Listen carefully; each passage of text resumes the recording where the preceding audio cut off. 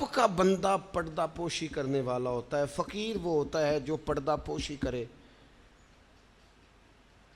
میں آپ کو بتاؤں، نجات کے لیے یہ سیاستہ کی حدیث ہے، ابن ماجہ میں موجود ہے، یہ نجات کے لیے اتنا بڑا سرمایہ ہے اور آسان نسخہ ہے کہ اخروی طور پر کامیابی، یعنی گناہ اور غلطیوں کے باوجود اللہ درگزر کر دے، کامیابی ہو جائے۔ نبی پاک علیہ الصلوۃ والسلام نے فرمایا تو دنیا میں کسی کی پردہ پوشی کر، اللہ قیامت کے دن تیری پردہ پوشی کر دے گا۔ پتہ اس کا معنی کیا ہے؟ عیب کھولے بغیر ہی رب قیامت میں معافی عطا کر دے گا۔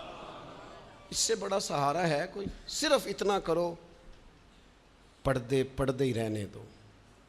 بڑا شوق ہے لوگوں کو ٹو میں پڑھنے کا، جاسوسی کرنے کا، خبر لینے کا۔ اچھا، جو خبر لینی چاہیے وہ نہیں لیتے۔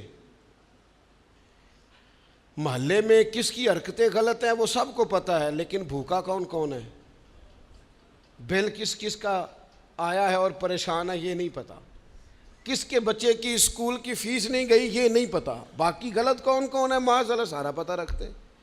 پردہ پوشی، اللہ کا بندہ پردہ پوش ہوتا ہے۔ فقیری نام ہی پردہ پوشی کا ہے۔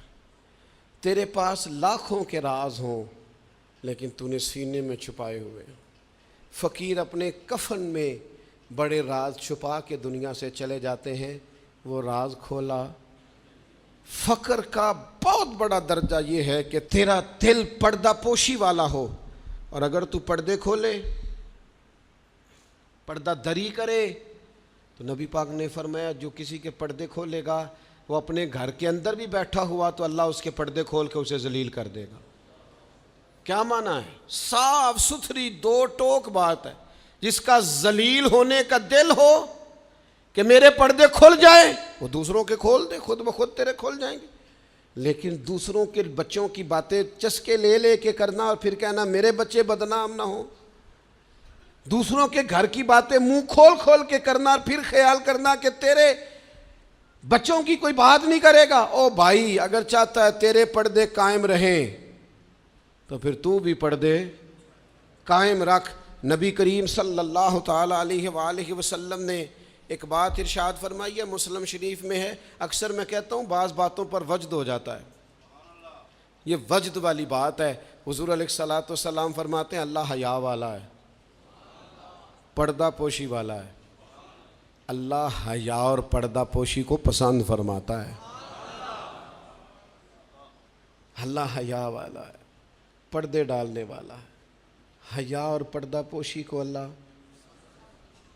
جو رب کا پسندیدہ بننا چاہے، ایک تو حیا کرے اور دوسرا پردے ڈالے، اس کا بھی عیب چھپائے، اس کا بھی عیب چھپائے، اس کے بھی عیب چھپائے۔ لیکن یہاں اگر تو تیرے پاس دولت اور طاقت ہے تو پھر سارے عیب چھپے ہوئے ہیں، اور اگر بندہ ماڑا ہے، غریب ہے، تو پھر کھول کے منہ باتیں ہو رہی ہیں۔ میری غربت نے کیا مجھ کو زمانے میں بدنام، تیری دولت نے تیرے عیب چھپا رکھے۔ اپنی طبیعت کو اللہ کا بندہ کنز المال میں موجود ہے، حضرت عمر رضی اللہ تعالیٰ عنہ بیٹھے تھے۔ یہ ذرا دیکھیے یہ حضور کی تربیت یافتہ جماعت کیسی تھی۔ سیدنا فاروق اعظم بیٹھے ہیں، حضرت جریر ابن عبداللہ رضی اللہ تعالیٰ عنہ بیٹھے ہیں۔ ایک آدمی کی اچانک ہوا خارج ہو گئی اور اس کی آواز آئی اور بدبو پھیل گئی۔ اب یہ چیزیں بعض اوقات انسانی طبیعت کے کنٹرول میں نہیں ہوتی۔ ہمارے ہاں لوگ مذاق اڑاتے ہیں، پھبتیاں کستے ہیں، تانا زنی کرتے ہیں۔ ہوا خارج ہوئی، آواز بھی آئی اور بدبو بھی پھیلی۔ تو حضرت جریر ابن عبداللہ فٹافٹ اٹھ کے کھڑے ہوئے، حضرت عمر سے عرض کرنے لگے حضور ہم سارے جا کے وضو نہ کر آئیں، ایک آدمی کی ہوا خارج ہوئی ہے، وضو ایک کا ٹوٹا ہے۔ حضرت جریر فٹافٹ اٹھ گئے کہ کہیں کسی ایک کی طرف لوگوں کا اشارہ نہ ہو جائے، وہ بندہ شرمندہ ہوگا، پردہ کھلے گا۔ یہ تربیت ہے رسول اللہ کے صحابہ کی۔ اٹھ کے کھڑے ہو کے عرض کی حضور امیر المومنین، چونکہ آپ اس وقت ہمارے اجازت دیں سارے وضو نہ کر آئیں، تو وہ بھی تو حضرت عمر تھے نا۔ فرمانے لگے تو اسلام قبول کرنے سے پہلے بھی سردار تھا قبیلے کا جریر، تو آج بھی سردار ہی ہے۔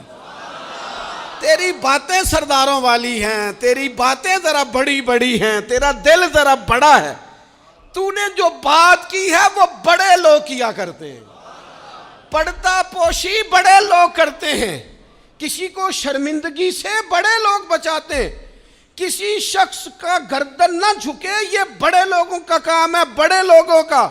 وہ گردنیں جھکا کے راضی نہیں ہوتے، وہ کسی کو عزت دے کے راضی ہوتے ہیں۔ تو بڑا آدمی ہے، لہذا تو نے بڑی بات ہی کر دی ہے۔